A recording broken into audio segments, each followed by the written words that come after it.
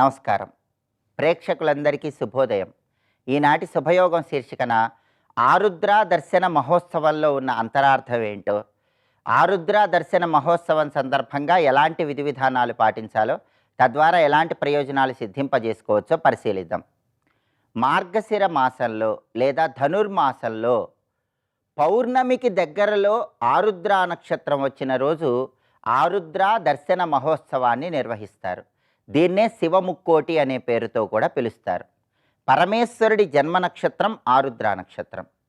ఈ ఆరుద్ర దర్శన మహోత్సవం సందర్భంగా నటరాజస్వామి రూపంలో ఉన్న పరమేశ్వరుడికి ప్రత్యేకమైన విధి విధానాలతో అభిషేకాలు నిర్వహిస్తారు. దీన్నే ఆరుద్ర దర్శన మహోత్సవం అనే పేరుతో పిలుస్తారు. మరి నటరాజస్వామికి ఎందుకు అభిషేకాలు నిర్వహించాలి, దీనిలో ఉన్నటువంటి పురాణ రహస్యం ఏంటి అనే విషయాన్ని మనం పరిశీలించినట్లయితే, ఒకానొక సమయంలో శ్రీ మహావిష్ణువు ఆదిశేషుడి మీద శయనించి ఉన్నటువంటి సమయంలో ఒక్కసారిగా ఆదిశేషుడికి శ్రీ మహావిష్ణువు బరువు పెరిగినట్లుగా అనిపిస్తాడు. ఆదిశేషుడు కొద్దిగా ఇబ్బంది పడతాడు. విష్ణువు బరువు మోయటానికి ఆదిశేషుడు కొద్ది కాలం పాటు ఇబ్బంది పడతాడు. తర్వాత యోగ నిద్రలో ఉన్నటువంటి శ్రీ మహావిష్ణువు కళ్ళు తెరిచాక ఆదిశేషుడు శ్రీ మహావిష్ణువుతో, స్వామి, మీరు కొద్దిగా బరువు పెరిగినట్లుగా నాకు అనిపించారు, నేను మిమ్మల్ని మోయలేకపోయాను, దీనికి కారణం ఏంటి అని అడుగుతాడు. అప్పుడు శ్రీ మహావిష్ణువు, నేను యోగ నిద్రలో నటరాజస్వామి రూపంలో పరమేశ్వరుడి గురించి ఆలోచిస్తున్నాను. ఆ నటరాజస్వామి యొక్క శక్తి తరంగాల వల్ల నీవు నా బరువును మోయలేకపోయావని ఆదిశేషుడితో పలుకుతాడు. అప్పుడు ఆదిశేషుడు శ్రీమన్నారాయణమూర్తితో, నాకు కూడా నటరాజస్వామి వారి తాండవ విన్యాసాన్ని దర్శించాలనే అభీష్టం కలిగింది, దీనికి తరుణోపాయం ఏదైనా ఉందా అని పలుకుతాడు. అప్పుడు శ్రీమన్నారాయణమూర్తి, నువ్వు ప్రసిద్ధ పరమేశ్వర క్షేత్రమైనటువంటి చిదంబరం క్షేత్రానికి వెళ్ళు, చిదంబరంలో తపస్సు ఆచరించు, అప్పుడు నటరాజస్వామి రూపంలో పరమేశ్వరుడు నీకు దర్శనమిస్తాడని ఆదిశేషుడితో పలుకుతాడు. అంతటా ఆదిశేషుడు శ్రీ మహావిష్ణువు ఆదేశం ప్రకారం చిదంబరం క్షేత్రానికి వచ్చి పరమేశ్వరుడి గురించి కఠోర తపస్సు ఆచరిస్తాడు. అదే సమయంలో వ్యాఘ్రపాదుడు అనే పేరు కలిగిన మహాభక్తుడు ఋషిపుంగవుడు కూడా పరమేశ్వరుడి నటరాజ రూపాన్ని దర్శించాలనే అభీష్టంతో పరమేశ్వరుడి గురించి కఠోర తపస్సును చేస్తూ ఉంటాడు. వ్యాఘ్రపాదుడి తపస్సుకి, ఆదిశేషుడి తపస్సుకి మెచ్చి పరమేశ్వరుడు ప్రత్యక్షమై నటరాజస్వామి రూపంలో వాళ్ళ ముందు ఆనంద తాండవం ఆడతాడు. అలా నటరాజ రూపంలో పరమేశ్వరుడు ఆనంద తాండవం చేసేటప్పుడు ఆదిశేషుడు, వ్యాఘ్రపాదుడు వీళ్ళిద్దరితో పాటుగా కర్కోటకుడు అనేటటువంటి సర్పం కూడా ఆ నటరాజ తాండవ విన్యాసాన్ని దర్శించిందని పురాణాల్లో చెప్పడం జరిగింది. అలా నటరాజ రూపంలో చిదంబర క్షేత్రంలో పరమేశ్వరుడు ఆనంద తాండవం చేసింది ఈ ధనుర్మాసంలో వచ్చినటువంటి ఆరుద్ర నక్షత్రం ఉన్న రోజు కాబట్టి ఆరుద్ర దర్శన మహోత్సవం అనే పేరుతో నటరాజస్వామికి ప్రత్యేకమైన అభిషేకాలు నిర్వహిస్తారు. అందుకే ఈరోజు ప్రసిద్ధ క్షేత్రమైనటువంటి చిదంబరం క్షేత్రంలో నటరాజస్వామికి అద్భుతంగా అభిషేకాలు నిర్వహిస్తారు. అలాగే ఈ ఉత్సవాన్ని రెండు విధాలుగా కూడా నిర్వహిస్తారు. మొదటి విధి విధానంలో నటరాజస్వామి వారికి అభిషేకాన్ని నిర్వహిస్తారు. రెండో విధి విధానం ఏంటంటే ఉమా నటరాజస్వామి సహిత తాండవాన్ని కూడా అక్కడ ఒక ఉత్సవం రూపంలో ఏర్పాటు చేస్తారు. ఈ విధంగా ఆరుద్ర దర్శన మహోత్సవం సందర్భంగా ఎవరైనా సరే దేవాలయానికి వెళ్ళి నటరాజస్వామికి చేసే అభిషేకాన్ని దర్శనం చేసుకున్నట్లయితే జన్మజన్మల పాపాలన్నీ తొలగింపజేసుకోవచ్చు. అలాగే ఆరుద్ర దర్శన మహోత్సవం సందర్భంగా మీరు గృహంలో పాటించాల్సిన విధి విధానాలు ఏంటంటే, ఈరోజు ఉపవాసం ఉండాలి, ఆవు నెయ్యితో పరమేశ్వరుడి దగ్గర దీపాన్ని వెలిగించాలి, సాయంకాలం పూట శివాలయానికి వెళ్ళి ప్రదక్షిణలు చేసుకోవాలి, శివాలయంలో దీపాన్ని వెలిగించాలి.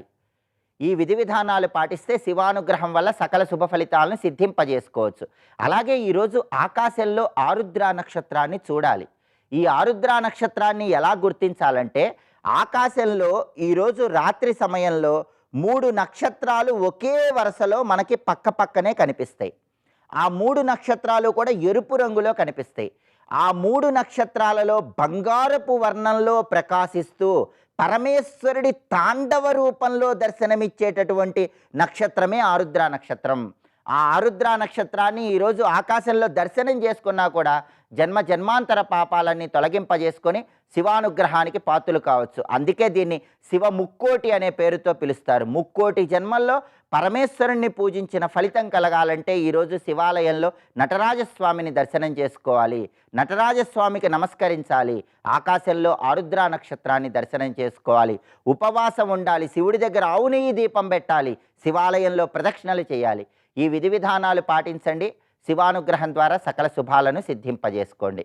రేపటి శుభయోగం శీర్షికన గురువారం సందర్భంగా గురుగ్రహానికి అధిష్టాన దేవుణ్ణి ఏ విధంగా ప్రసన్నం చేసుకోవాలో, గురుస్వరూపమైనటువంటి దత్తాత్రేయుడు దక్షిణామూర్తి షిరిడీ సాయినాథుడిని ఏ విధంగా ఆరాధన చేస్తే సకల శుభాలు కలుగుతాయో పరిశీలిద్దాం. నమస్కారం.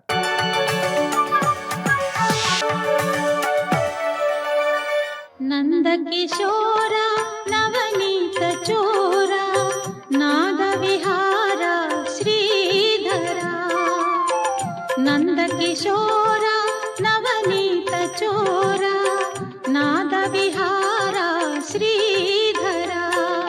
దేహంతో కలిపి చూసినప్పుడు జీవుడు అంటున్నాం, దేహానికి వ్యతిరేక్తంగా చూస్తే క్షేత్రజ్ఞుడు పరమాత్మే అంటున్నాం. ఇప్పుడు ఆత్మ జీవుడు అర్థమైంది కదా. కలిపి చూడడం విడిగా చూడడం అంతే తేడా. ఇది మనం ముందు నుంచి ఉదాహరణ చెప్తున్నాం. కడవ నీళ్లల్లో సూర్యుడు ప్రతిబింబించినప్పుడు సూర్యుని నీళ్లతో కలిపి చూడడం ఒకటి, నీళ్లకు వ్యతిరేక్తంగా చూడడం ఒకటి. అది ఇలాగే కలిపి చూసినప్పుడు జీవుడు, విడిగా చూస్తే ఈశ్వరుడు అనేది కూడా రెండులా కనబడుతుంది. సూర్యుడు కుండలో సూర్యుడిలాగా. అక్కడే ఏకత్వం మనకు అర్థమైపోయింది. ఈ ఏకత్వం అర్థం అవడానికి నీళ్లు పారబోయక్కర్లో, కొండ పగలగొట్టక్కర్లే, ఎరుకుంటే చాలు. ఇక్కడ అలాగని శరీరం అనే కుండలో, మనస్సు అనే నీటిలో పరమాత్మ అనే సూర్యుడి కాంతి తళతళలాడిపోతుంది. వాడు జీవుడు. దాని మూలం తెలుసుకుంటున్నావు. అది నీటిలో ఉన్నప్పుడు కూడా కదలకుండానే ఉంది. ఆ సూర్యుడి లక్షణాలన్నీ నీటిలో ఉన్న సూర్యుడికి ఉన్నాయి, వికారాల్లో. అది గ్రహించడం కోసం చెప్తున్నాడు ఇక్కడ ఈ మాటని. కనుక భోక్త అని ఎందుకన్నారు అంటే, అగ్నియుష్టవత్, అగ్ని యొక్క వేడిని దాని సమీప వస్తువు గ్రహిస్తుంది.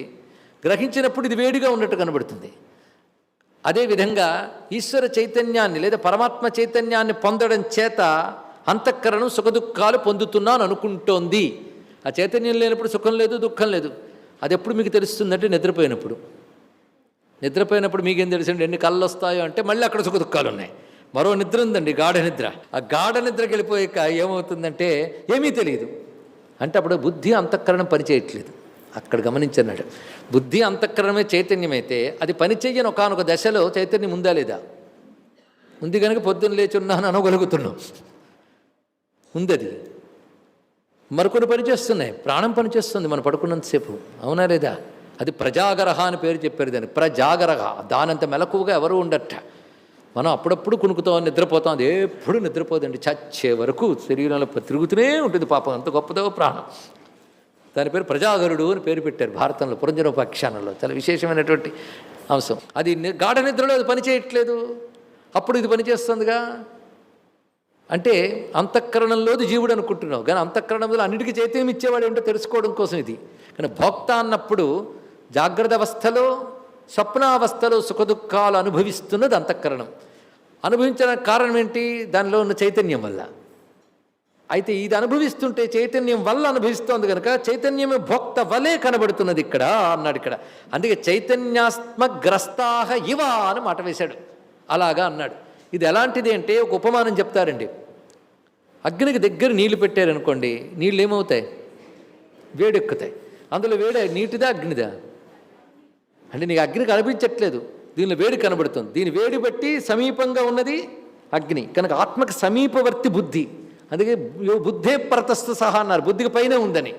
బుద్ధికి పైన ఉన్నది ఆత్మ. కానీ ఆత్మ యొక్క లక్షణమైన చైతన్యం, నిప్పు లక్షణమైన వేడి నీటి కంటినట్లుగా ఆత్మకు అంటుతున్నది ఆ చైతన్యం.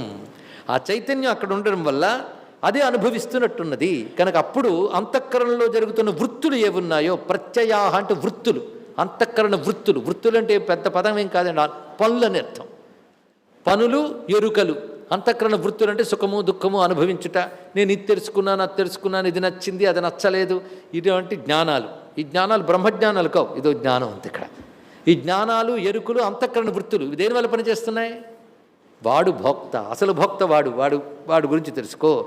వాడిని ఏమన్నారు? ఉపద్రష్ట, అనుమంతాచ, భర్త, భోక్త, మహేశ్వర ఎప్పుడు తీసుకెళ్ళిపోయాడు ఎక్కడికో. అంటే ఇంక జీవభావం పోయింది, వాడు మహేశ్వరుడే. నీ శరీరానికి నువ్వే మహేశ్వరుడు, కాకపోతే ఏమిటన్నాడు ఆయన. ఎందుకంటే ఈ కార్యకరణ సంఘాతమైనటువంటి శరీరమంతా వ్యాపించి దీన్ని నిర్వహిస్తున్నవాడు ఈశ్వరుడు. కనుక ఇటు ప్రాణాలను, బుద్ధుల్ని, శరీరాలను నడుపుతున్నదంతా పూర్ణ చైతన్య స్వరూపమైనది. మిగిలిన జడములను తేల్చేశాడు కదా, చైతన్యమే జడాన్ని నడపగలదు, అంతే కదా. బండి నడుస్తోంది అంటే చైతన్య స్వరూపమైనటువంటి ఎద్దో గుర్రమో ఉండాలి. జడం చైతన్యాన్ని నడపలేదు కనుక జడమైన దేహాన్ని నడుపుతున్న చైతన్య స్వరూపం మీద వాడిని క్షేత్రజ్ఞుడు అంటున్నావు. అది జీవుడు అని కలిపేసి చెప్తున్నావు, విడదీసి చూపిస్తున్నాడు ఆయన. అంతే, నీ అసలు స్వరూపం చెప్పడం కోసం ఈ మాట అంటున్నాడు. మహేశ్వర, వాడే మహేశ్వరుడయ్యా అన్నాడు. ఇక్కడ మహేశ్వర శబ్దం ఎవరికి వాడతారండి? నిజానికి పరమాత్మ. మళ్ళీ వీడికి పడుతున్నాను ఇక్కడ. అంటే వీడు కూడా దేహేస్మిన్ పరహ, దేహేస్మిన్ పురుష పరహ తెలుసుకోగలిగితే వీడు మహేశ్వరుడే. అది వాడితో సమానమే, వాడే సమానం. ఏమిటి అయితే ఇక్కడ గమనిస్తూ సర్వాత్మత్వ స్వతంత్రత్వాచ్చ మహాన్ ఈశ్వరశ్చ ఇది మహేశ్వర. ఈ లోపల ఆత్మకి వీటి మీద ఆధారపడినట్టు కనబడుతోంది. ఆత్మ ఈ దేహం మీద ఉంది గనక దేహం మీద ఆధారపడినట్టు కనబడుతోంది. కానీ నిజానికి దేహం అంతా వ్యాపించింది కనుక సర్వాత్మత్వం ఉంది దానికి.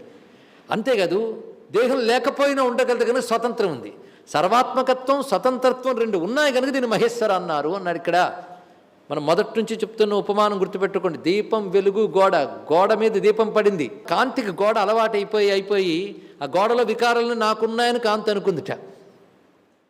ఆ కాంతిని జీవుడు అన్నారు. గోడతో మమేకం చెందిన కాంతి జీవుడు, సూర్యునితో మమేకం చెందిన కాంతి పరమాత్మ. ఇప్పుడు నేను క్లుప్తంగా చెప్పాను. స్వస్తి.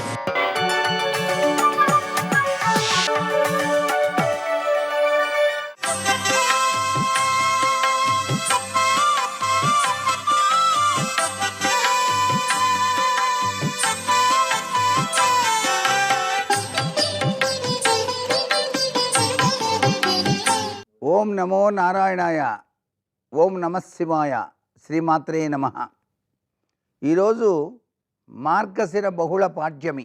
సర్వాంతర్యామి అయినటువంటి మహావిష్ణువును, ఆశుతోషుడైనటువంటి పరమేశ్వరుని కూడాను ధ్యానిస్తూ చెప్పులు లేకుండా విష్ణాలయాన్ని దర్శించి అక్కడ ఆ ఆలయంలో గనక పరిశుభ్రత అనేటువంటిది మనంతట మనమే చేసినట్టయితే, అంటే నీళ్లు చల్లి చక్కగా అదంతా శుభ్రం చేయటం, ఆలయ ప్రాంగణంలో పూలతో అలంకరించడం, ప్రాంతాన్ని చక్కగా ముగ్గులు పెట్టడం, ఇలా చేసిన తరువాత సాష్టాంగ నమస్కారం చేయాలి.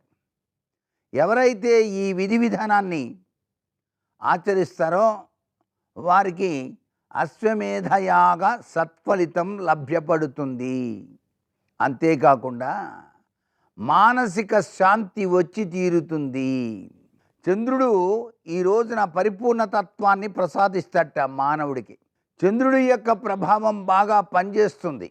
అందుకని మనకారకుడైనటువంటి చంద్రశేఖరుడు తన దివ్యవంతమైన అనుగ్రహాన్ని ప్రసాదిస్తాడు. కాబట్టి విష్ణుదేవునికి తులసి మాలికను సమర్పించి ఆ విష్ణు సహస్రనామ స్తోత్ర పఠనం దేవాలయంలోనే పఠించి స్వామికి ప్రీతికరమైనటువంటి లడ్డూలు, పులిహోర మొదలైనటువంటివి నైవేద్యంగా సమర్పించి 10 మందికి కనుక పంచినట్లయితే మానసిక ఉల్లాసాన్ని, ఆనందాన్ని ప్రసాదింపజేస్తాడు. అంతేకాకుండా ఈ రోజున చంద్రశేఖరాష్టకం అనేటువంటిది తప్పనిసరిగా ప్రతి ఒక్కరూ కూడా పఠించాలి. ఇలా పఠించడం వల్ల, చంద్రునికి అర్ఘ్యం ఇవ్వటం వల్ల, రాత్రి సమయంలో చంద్రుడి వైపు తిరిగి ఆ స్వామికి అలా చూస్తూ అర్ఘ్యప్రదానం చేయండి. అలా అర్ఘ్యం ఇవ్వటం వల్ల, పాలు నైవేద్యంగా సమర్పించడం వల్ల కూడాను అద్వితీయవంతమైనటువంటి మానసిక ఉల్లాసం, శాంతి కలిగి తీరుతాయి అంటోంది శాస్త్రం. ఈ యొక్క మార్గశిర బహుళ పాడ్యమి తిథి నాడు ఈ విధి విధానాన్ని మనం పాటించినట్లయితే మానసిక రుగ్మతలు తొలగిపోయి శాంతియుతమైనటువంటి ప్రభావంతో జీవితం సుసంపన్నమై వెలుగొందటానికి ఆస్కారాన్ని ఆ చంద్రశేఖరుడు మనకు కలిగిస్తాడు సుమా. సర్వే జనా సుఖినో భవంతు.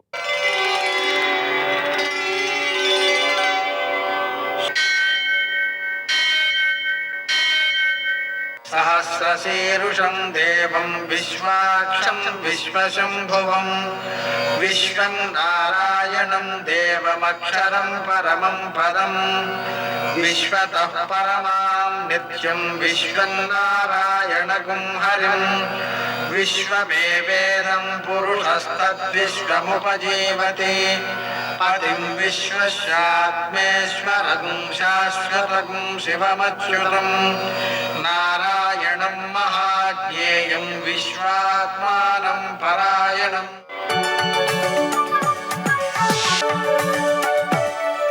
సూర్యశౌర్యమథేందురింద్రపదవీ సన్మంగళం మంగళం. ఆపదామపహర్తారం దాతారం సర్వసంపదాం లోకాభిరామం శ్రీరామం మోక్షదంతం నమామ్యహం. నేటి కాలమాన విశేషాలను గమనిద్దాం. స్వస్తి శ్రీ చాంద్రమాన శోభకృన్నామ సంవత్సరం ఉత్తరాయణం, కొన్ని పంచాంగాల్లో దక్షిణాయనం, హేమంత ఋతువు, మార్గశిర మాసం, కృష్ణపక్షం, బుధవారం. సూర్యోదయం 6:48, సూర్యాస్తమయం 5:46. తిథి పాడ్యమి తెల్లవారుజామున 6:46 వరకు, నక్షత్రం ఆర్ద్ర రాత్రి 11:30 వరకు, వర్జం ఉదయం 7:10 నుంచి 8:51 వరకు, దుర్ముహూర్తం మధ్యాహ్నం 11:55 నుంచి 12:39 వరకు, అమృతకాలం మధ్యాహ్నం 1:02 నుంచి 2:42 వరకు, రాహుకాలం బుధవారం కాబట్టి మధ్యాహ్నం 12 నుంచి 1:30 వరకు, అష్టగురు రీత్యా శుభప్రదమైన సమయం ఉదయం 10:50. నేటి విశేషం బుధవారం, ధనుర్మాసంలో 11వ శుభదివసం. బుధవారం కాబట్టి హయగ్రీవారాధన, రామాయణంలో బాలరామాయణం అని మొదటి సర్గ, అది పిల్లల చేత పారాయణ చేయించడం, విద్యార్థులలో చక్కని బుద్ధి కుశలత ఏర్పడడానికి మార్గాలు.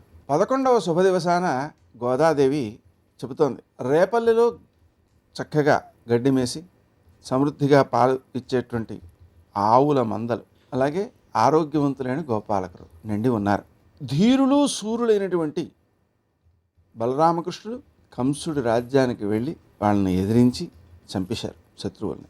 అటువంటి శక్తి సామర్థ్యాలు వారికి ఉన్నాయి. ధర్మాధర్మ విచక్షణ, నీతి నియమాలు కలిగి ఎటువంటి దోషాలు లేనటువంటి సమాజాన్ని నిర్మించడం కోసం వారు పూనుకున్నారు. అటువంటి గోకులంలో పుట్టిన అందమైన నువ్వు బంధువులు స్నేహితులు కలిసి ఆ కృష్ణుణ్ణి ఆరాధిద్దాము అనుకుంటుంటే, నీ యొక్క గుమ్మ ముందుకు వచ్చి మేము నిద్ర లేపుతుంటే ఒక్క మాటైనా పలకకుండా ఉన్నావు. నిద్రపోతున్నావు, నువ్వు లేచి రా, నాకేమిటి అన్నీ ఉన్నాయి కదా అనుకుంటావా? అలా అనుకోకు. వ్రతం చేయకపోయినా వచ్చే నష్టం ఏమీ లేదనుకుంటున్నావా? అది నిర్లక్ష్యం అమ్మా, అది పనికిరాదు. అందుకని ఆ గోపాలకృష్ణుణ్ణి పూజ చేయడం కోసం, సేవించడం కోసం, ఆ అష్టలక్ష్ములు మనని విడిచిపెట్టకుండా ఉండడం కోసం నువ్వు వెంటనే నిద్రలేచి మాతో కలు అని ఒక గోపికను లేపుతోంది. ఇది మనలోని నిర్లక్ష్యాన్ని తొలగించడం కోసం ఆ ఆండాళ్ళు చేసే ప్రయత్నం అన్నమాట. నేటి ఆణిముత్యాలు.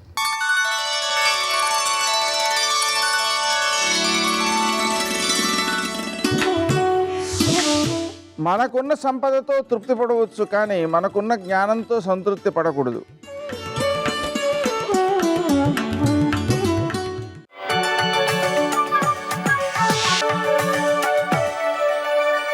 అదివో అల్లదివో శ్రీహరివాసము 10,000 శేషుల పడగలమయము.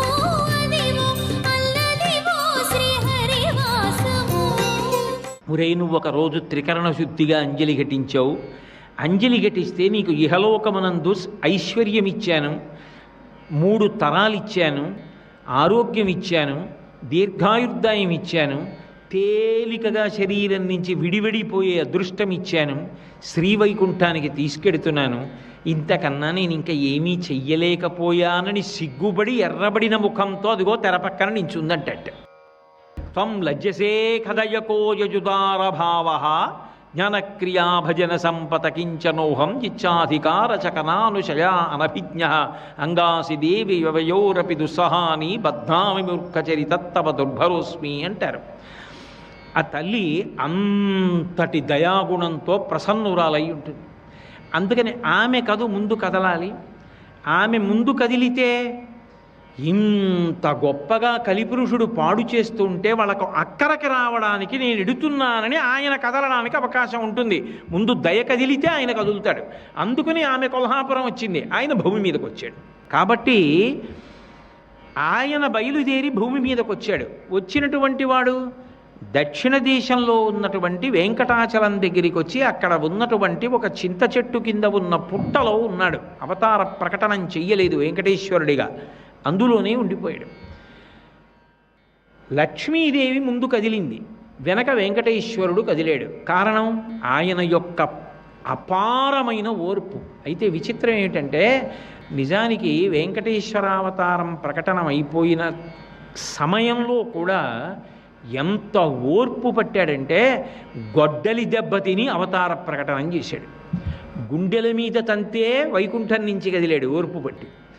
గొడ్డలి పెట్టి నెత్తి మీద కొడితే 7 చెట్ల ఎత్తు రక్తం పైకి లేచింది. ఎందుచేత అంటే బ్రహ్మాధేను శివోవత్సో గోపాలీ కమలాలయా అంటారు. బ్రహ్మగారు ఆవయ్యాడు, శివుడు దూడయ్యాడు. చోళరాజుకి అమ్మడానికి ఆ ఆవుని దూడని అమ్మేటటువంటి వనితగా లక్ష్మీదేవే కొల్హాపురం నుంచి బయలుదేరి వచ్చింది. అమ్మారు. అసలు వచ్చింది ఎందుకు? ఈయన ఎక్కడున్నారని వెతుకుతున్నారు వాళ్ళు. వెతుకుతూ సమాసిజ్ఞచ్చ వాల్మీకం సమంతాత్ క్షీరధారయ, అక్కడ ఉన్నటువంటి పుట్టలో శ్రీహరిని చూసి సంతోషించి బ్రహ్మగారు పాలు వదిలిపెట్టి అభిషేకం చేస్తున్నాడు. ఈ ఆవు పాలన్నీ అక్కడ వదిలిపెట్టి ఇంటికి వెళ్ళిపోతోంది. ఆవు పాలు ఇవ్వట్లేదు, ఏం చేస్తున్నామని ఆవిడకి కోపం వచ్చి ఆ గోవులను రక్షించేటటువంటి వ్యక్తిని కొట్టించింది. ఆయనకి కోపం వచ్చి మరునాడు మాటేసి చూస్తున్నాడు. ఆ ఆవు వెళ్ళి పాలు వదిలిపెట్టేస్తోంది పుట్టలోకి. అది సాక్షాత్ శ్రీమన్నారాయణుడి మీద వదులుతోంది, అది బ్రహ్మగారు ఆ గోవు. కానీ నిష్కారణంగా నేను దెబ్బలు తిన్నాను, ఈ ఆవు తీసుకెళ్ళి పుట్టలో పాలు వదిలేస్తోందని కోపం వచ్చి ఆ కోపంలో యుక్తాయుక్త విచక్షణ మరిచిపోయి అన్ని దెబ్బలు తిన్నాడు కదూ. మరి ఆ బాధ ఆక్రోశం ఉంటాయి కదూ. చటుక్కున చేతిలో ఉన్న గొడ్డలి తీసి ఆవు మీదకి విసిరాడు. నేను ఇక్కడ ఉండగా గోవు మరణించకూడదు, నన్ను నమ్ముకున్న భక్తుడు బ్రహ్మగారు గోవు రూపంలో ఉన్నాడు, మరణించకూడదు, నేను కాపాడాలని చటుక్కున పుట్టలోంచి పైకి లేచి ఆవు గడ్డంగా తలపెట్టాడు. కుఠారాణాతి తీక్షణేన తాడితో వెంకటేశ్వర సప్తతాళ ప్రమాణేన రక్తస్ఫూర్తిరభూస్తథా. ఆ గొడ్డలి తగలగానే 7 తాటి చెట్లంత ఎత్తు నెత్తురు పైకి లేచింది. గొడ్డలి దెబ్బతిని అవతార ప్రకటనం చేశాడు. ఎంత ఓర్పు పట్టాలి! ఎవరి కోసం పట్టాడు అంటే కలియుగం ఆయన నిర్ణయించింది. అయ్యో, కలిపురుషుడి యొక్క ఉద్ధతి వలన వీళ్ళందరూ పాడైపోతారేమో, నేను అక్కడికొచ్చి కాపాడకపోతే ఎలా? అందుకని ఆయన బయలుదేరినప్పుడే ఇన్ని కష్టాలు పడి ఓర్పు చూపించాడు. నిలబడడంలో ఓర్పు చూపించాడు. రాత్రింబవళ్ళు అలాగే ఉండిపోయాడు. అందుకే మహాభారతంలో ఉద్యోగ పర్వంలో విదురుడు రాత్రివేళ ధృతరాష్ట్రుడితో మాట్లాడుతూ విదుర నీతి అని కొన్ని మంచి మాటలు చెప్తాడు. చెప్తూ ఓ మాట అంటాడు, క్షమించువానికని చాలమి పెట్టెదరు అయినంతలపన్ అనూన క్షమయ మెరయు తొలవు ఉత్తమ రూపంబు కోరువారు దల్తురుదానిన్ అంటాడు. ఉన్న రూపం ఇంకా అందంగా ఉండాలి అంటే మంచి మంచి భూషణములు పెట్టుకుంటారు. అసలు పైకి కనపడనటువంటి భూషణములలో గొప్ప భూషణం ఏది అంటే ఓర్పు. ఆ ఓర్పు పట్టడం అన్నది ప్రయత్నపూర్వకంగా ఎవరు నేర్చుకుంటారు అంటే ఉత్తమమైన రూపం అంటే మంచి కీర్తి పొందాలనుకున్నవాడు ఓర్పు పట్టడం నేర్చుకోవాలి. రామాయణం బాలకాండలో కుశనాభోపాఖ్యానంలో వాల్మీకి మహర్షి అంటారు, అసలు క్షమాదానం, క్షమాయజ్ఞ, క్షమా సత్యం హి పుత్రికా, క్షమా ధర్మ, క్షమా సత్య, క్షమయావిష్టితం జగత్ అంటారు. అసలు నిజానికి ఓర్పు పట్టడమే యజ్ఞం, ఓర్పు పట్టడమే ధర్మం, ఓర్పు పట్టడమే సత్యం, ఓర్పే దైవం, ఓర్పే సమస్తం.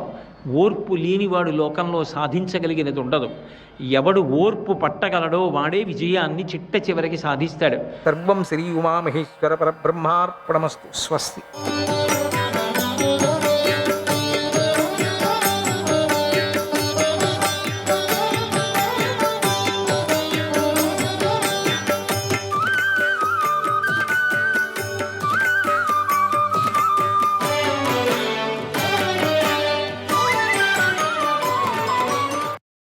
ఓ పార్థ, నువ్వు కోరుకున్న సమయం వచ్చేసింది.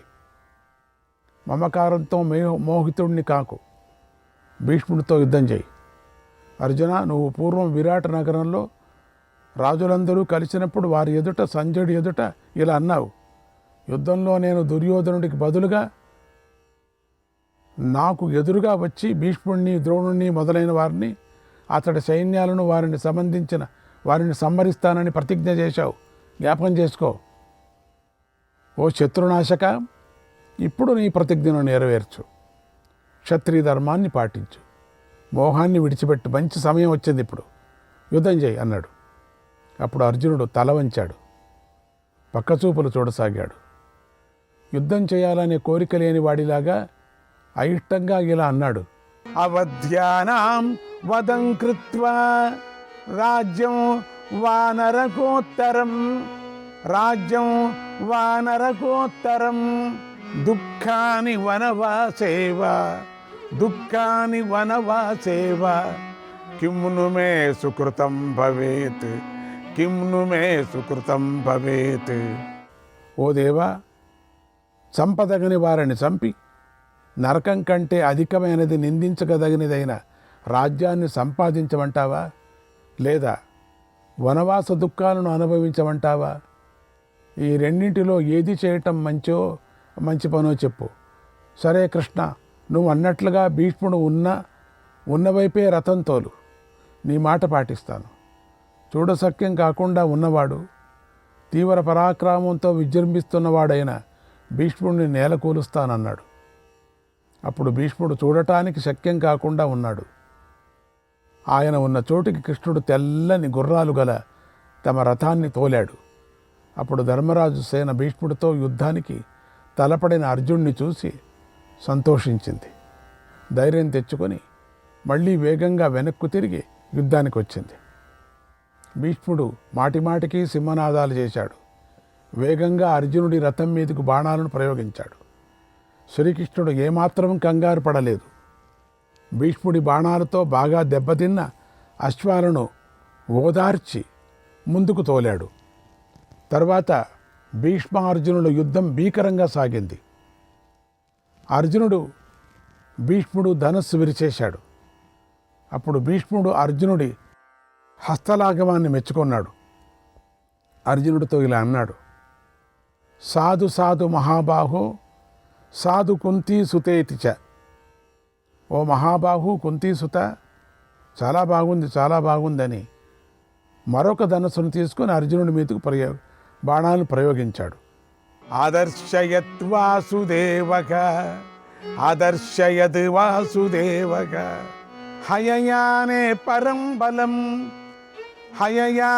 పరం బలం మోఘాన్ కుర్వన్ శరాంస్తస్య మండలాని నిదర్శయన్. అప్పుడు శ్రీకృష్ణుడు గుర్రాలు తోలటంలో తనకు గల నేర్పును, అద్భుత శక్తిని చూపించాడు. అనేక రీతులుగా రథాన్ని మండలాకారంగా నడిపించాడు. భీష్ముడి బాణాలను వ్యర్థం చేశాడు. యుద్ధంలో కృష్ణుడు తన సారథ్యాన్ని చాలా నేర్పుగా చూపిస్తూ కనిపించాడు. అది చూసి భీష్ముడు చాలా కోపించి అర్జునుడి మీదకి ఎన్నో బాణాలను ప్రయోగించాడు. అది చాలా అద్భుతంగా ఉంది. అర్జునుడు కూడా కోపించి భీష్ముడి మీద బాణవర్షం కురిపించాడు. అలా ఎవరి చేతుల్లోనూ ఓడిపోని వారిద్దరూ పరస్పరం తీవ్రంగా యుద్ధం చేసుకున్నారు. ఆ సమయంలో శ్రీకృష్ణార్జునాలు భీష్ముడి బాణాలతో గాయపడ్డారు ఇద్దరు కూడా. భీష్ముడు సింహంలాగా మాటిమాటికి గర్జిస్తూ బాణాలతో అర్జునుడిని తీవ్రంగా గాయపరిచాడు. అప్పుడు అర్జునుడు చాలా మృదువుగా యుద్ధం చేస్తున్నాడు. పూలతో కొడుతున్నంత నెమ్మదిగా బాణాలు వేస్తున్నాడు. భీష్ముడు మాత్రం నిరంతరంగా బాణవర్షాన్ని కురిపిస్తూనే ఉన్నాడు. సూర్యుడిలాగా ప్రకాశిస్తూనే పాండవ సైన్యంలోకి ముఖ్యులందరినీ చంపుతూనే ఉన్నాడు. సైనికులందరూ మరణిస్తూనే ఉన్నారు. దానినంతా శ్రీకృష్ణుడు చూశాడు. నా మృష్యత మఖాబాహు, నా మృష్యత మఖాబాహు, మాధవ పరవీరః, మాధవ పరవీరః, ఉత్సృజ్య రజత ప్రఖ్యాన్, ఉత్సృజ్య రజత ప్రఖ్యాన్, హయాన్ పార్థస్య మారిష, హయాన్ పార్థస్య మారిష. వాసుదేవస్తతో యోగి, వాసుదేవస్తతో యోగి, ప్రచస్కందమకారతాత్, ప్రచస్కందమకారతాత్, అభిదుద్రావ భీష్మం సహ, అభిదుద్రావ భీష్మం సహ, భుజ ప్రహరణో బలి, భుజ ప్రహరణో బలి, ప్రతోదపాణిస్తేజస్వి, ప్రతోదపాణిస్తేజస్వి, సింహవద్ వినదన్ ముహు, సింహవద్ వినదన్ ముహు. మాధవుడు శత్రు సంహారకుడు. ఆయన ఆ దృశ్యాన్ని చూసి సహించలేకపోయాడు. ఆ యోగీశ్వరుడు అర్జునుడి రథాశ్వాలను తోలటాన్ని ఆపేశాడు. మహారథం నుండి వేగంగా క్రిందికి దూకాడు. తన భుజాలనే ఆయుధాలుగా చేసుకున్నాడు. చెన్నకోలను మాత్రమే చేతిలో పట్టుకున్నాడు. సింహంలాగా గర్జిస్తూ భీష్ముడి వైపు పరిగెత్తాడు. కృష్ణుడు ఎంతో కోపించి ఉన్నాడు. పాదాలతో భూమిని బద్దలు కొడుతున్నట్లుగా పరిగెత్తాడు. అప్పుడు యుద్ధభూమి అదిరిపోయింది. ఆయన తన అమితమైన తేజస్సుతోనే భీష్ముడిని చంపాలనుకున్నాడు. నీ కుమారులను నీ సైన్యాలను మృంగేస్తున్నాడు అన్నట్లుగా ఆ మహాయుద్ధంలో శ్రీకృష్ణుడు కనిపించాడు. భయంకరమైన రక్తపాతం జరుగుతున్న ఆ యుద్ధంలో భీష్ముడిని చంపటానికై మీదకు వచ్చేస్తున్నాడు. శ్రీకృష్ణుడిని చూసి సైనికులందరూ భీష్ముడు చచ్చేశాడు, ఇంకైపోయింది, చచ్చిపోతున్నాడు, ఈరోజు భీష్ముడే చచ్చిపోతున్నాడు, చచ్చాడు అని పెద్దగా కేకలు వేశారు. ఎందుకంటే కృష్ణుడు పరిగెత్తొస్తున్నాడు. ఎంతో భయంతో వారు గట్టిగా అరిచారు. శ్రీకృష్ణుడు పచ్చని పట్టుబట్టలను ధరించున్నాడు. ఇంద్రనీల మణిలాగా వెలిగిపోతున్నాడు. ఆ శ్యామసుందరుడి భీష్ముడి మీదకు దూకుతూ మెరుపులతో కూడిన మేఘంలాగా మెరిసిపోతున్నాడు. సింహం ఏనుగు మీదకు ఆంబోతు ఎద్దు మీదకు దూకుతున్నట్లుగా శ్రీకృష్ణుడు సింహనాదం చేస్తూ వేగంగా ముందుకు రాసాగాడు. అప్పుడు భీష్ముడు తన మీదకు వస్తున్న శ్రీకృష్ణుని చూసి ఏమాత్రమూ భయపడలేదు. తన ధనస్సు నుండి బాణాలను ప్రయోగిస్తూనే ఉన్నాడు. కంగారు పడకుండా మనస్సుతో ఇలా అనుకున్నాడు. మనస్సుతో ఏహ్యేహి పుండరీకాక్ష దేవదేవ నమోస్తుతే. ఓ దేవదేవ పుండరీకాక్ష, రా, నీకు నమస్కారం. మా మధ్య సాత్వత శ్రేష్ఠ పాతయస్వ మకాహవే, పాతయస్వ మకాహవే, త్వయా హి దేవ సంగ్రామే, త్వయా హి దేవ సంగ్రామే, హతస్యాపి మమానఘ, హతస్యాపి మమానఘ, శ్రేయ ఏవ పరం కృష్ణ, శ్రేయ ఏవ పరం కృష్ణ, లోకే భవతి సర్వతః, లోకే భవతి సర్వతః. ఓ సాత్వత వంశంలోని శ్రేష్ఠుడా, ఈ మహాయుద్ధంలో నన్ను వధించు. ఓ దేవా శ్రీకృష్ణ, యుద్ధంలో నీ చేతిలో మరణించినా నాకు లోకంలో మేలే జరుగుతుంది. గోవింద, ఈరోజు యుద్ధంలో నీకిష్టం వచ్చినట్లుగా నన్ను సంహరించు. నేను నీ దాసుడను. ఈరోజు నన్ను ముల్లోకాలు గౌరవించినట్లే అవుతుందన్నాడు. ఆ సమయంలో అర్జునుడు అమిత వేగంతో రథపై నుండి కిందికి దూకి పరిగెత్తి కృష్ణుణ్ణి పట్టుకొని గట్టిగా పట్టేసుకొని తన రెండు చేతులతోనూ గట్టిగా పట్టుకొని నిలిపాడు. అయినా శ్రీకృష్ణుడు ఆగలేదు.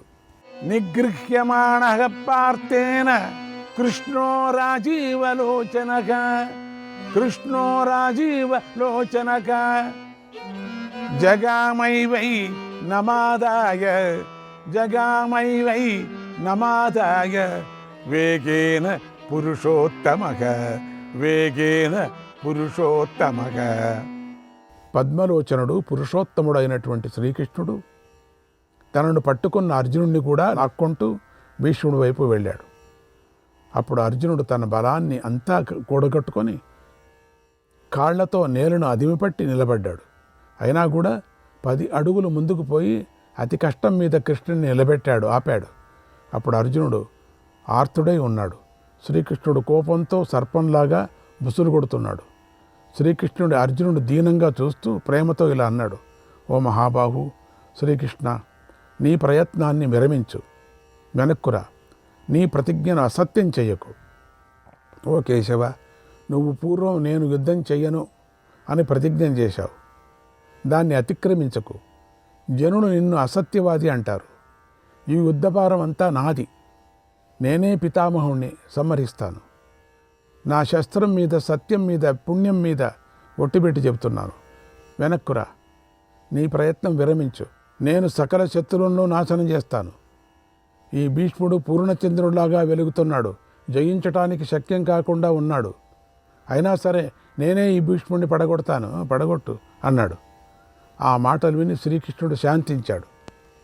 తన ఆవేశాన్ని తగ్గించుకున్నాడు. అర్జునుడి పరాక్రమం తెలిసి చాలా సంతోషించాడు. ఏమీ మాట్లాడకుండా కోపంతో మళ్ళీ రథం ఎక్కాడు. తర్వాత భీష్ముడు రథం మీద ఉన్న వారిద్దరిని చూసి సంతోషించాడు. బాగుంది, ఇది బాగుంది. వారిపై మేఘపర్వతం మీద వాన కురిపించినట్టుగా తీవ్రంగా బాణవర్షం కురిపించాడు. భీష్ముడు పాండవ సైనికుల ప్రాణాలను హరించాడు. చాలామంది పోయారు. పాండవులు కౌరవుల సైన్యాలను యుద్ధంలో పారద్రోలినట్లుగా భీష్ముడు పాండవ సైన్యాలను తరిమి కొట్టాడు. అప్పుడు పాండవ సైనికులు దెబ్బలు తిని పారిపోతూ నిరుత్సాహవంతులయ్యారు, చైతన్యహీనులయ్యారు. యుద్ధంలో భీష్ముడు ఎదురులేని వాడిగా తన తేజస్సుతో తపింపజేస్తున్న సూర్యుడిలాగా నిలబడ్డాడు. వెలిగిపోయాడు. ఆయన వంక ఎవరూ చూడలేకపోయారు. అప్పుడు భీష్ముడు ప్రయోగించిన బాణాలకు 100,000 మంది సైనికులు హతులైపోయారు. అలా భీష్ముడు చూపిస్తున్న అలౌకికమైన పరాక్రమాన్ని చూసి అందరూ భయభీతులైపోయారు. పాండవ సేనులు పారిపోతూ బురదలో దిగబడిన గోవుల్లాగా అయిపోయారు. తనను కాపాడే రక్షకుణ్ణి తెలుసుకోలేకపోయారు. రక్షించేవాడి కోసం ఎదురు చూశారు. అలా బలవంతుడైన భీష్ముడి సైనికులను చీమల్లాగా నలిపివేశాడు. స్థిరంగా బాణవర్షాన్ని కురిపించి పాండవ పక్షంలోని రాజులను బాధించాడు. అలా భీష్ముడు పాండవ సేనను నలిపివేస్తూ ఉండగా సూర్యాస్తమయం అయింది. అప్పటికి సమస్త సేనలు బాగా అలసిపోయాయి. ఈసారి భీష్ముడు చాలా విజృంభించాడు. ఈరోజు చాలామందిని ఎదరగొట్టాడు. కృష్ణుడినే కిందికి దింపాడు. అర్జునుడు భయపడ్డాడు. అర్జునుడికి చాలా భయం వచ్చింది. అందరికీ మనస్సులో ఇక యుద్ధం ఆపితే బాగుంటుందనే భావన 2 పక్షాల వారికి వచ్చింది. ఎందుకంటే అందరూ గాయపడ్డారు అనే భావన కలిగింది అన్నాడు సంజయుడు. శ్రీకృష్ణాయ పరమాత్మనే నమః. 107వ అధ్యాయం. సంజయుడు ధృతరాష్ట్రుడికి ఇలా చెప్పాడు, ఓ మహారాజా, కౌరవ పాండవులు యుద్ధం చేస్తూ ఉండగా సూర్యుడు అస్తమించాడు, అస్తాదురికి చేరాడు. ఆ సంధ్యాకాలం అతి భయంకరమైనది. దాన్ని ధర్మరాజు గమనించాడు.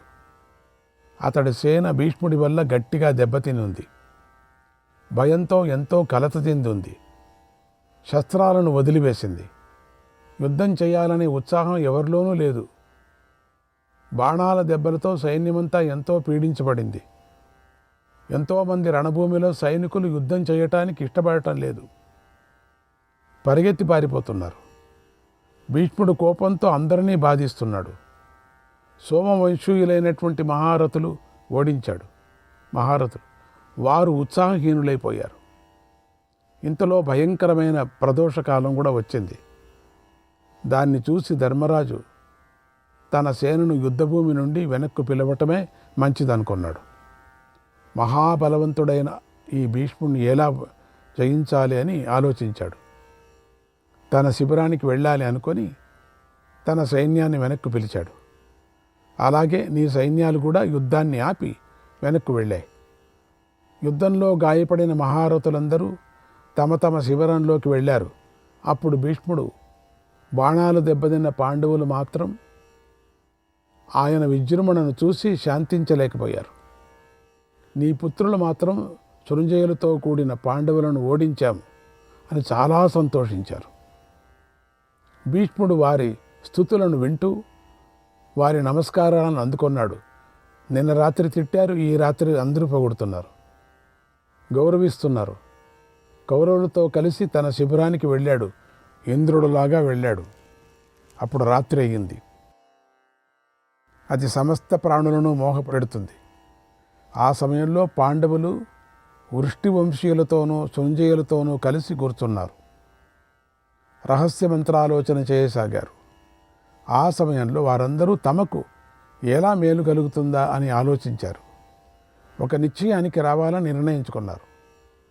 ఈ భీష్ముడిని ఎలా పడగొట్టాలి, ఈ భూమిని ఎలా జయించాలని చర్చించుకున్నారు.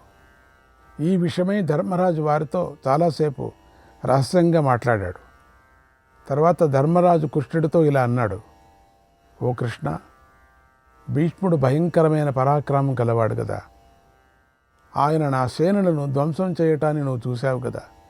ఓ మాధవ, ఆయన మా సేనలను తీవ్రంగా చంపుతున్నాడు. ఆ స్థితిలో ఎదురులేని ఆయనను మేము ఎలా ఎదిరించాలి, ఆయనతో ఎలా యుద్ధం చేయాలి? త్వమేవ గతిరస్మాకం నాన్యాం గతిముపాస్మహే న యుద్ధం రోచతే మహ్యం న యుద్ధం రోచతే మహ్యం భీష్మేణ సహ మాధవ భీష్మేణ సహ మాధవ భీష్మేణ సహ మాధవ భీష్మేణ సహ మాధవ. ఓ మాధవ, మాకు మేలు చెయ్యి, నువ్వే మాకు గతివి. నువ్వు తప్ప మాకు వేరే గతి లేదు. నాకు భీష్ముడితో యుద్ధం చేయటం ఇష్టం లేదు. ఓ మాధవ, భీష్ముడు యుద్ధంలో నా సైన్యాన్ని సర్వనాశనం చేస్తున్నాడు.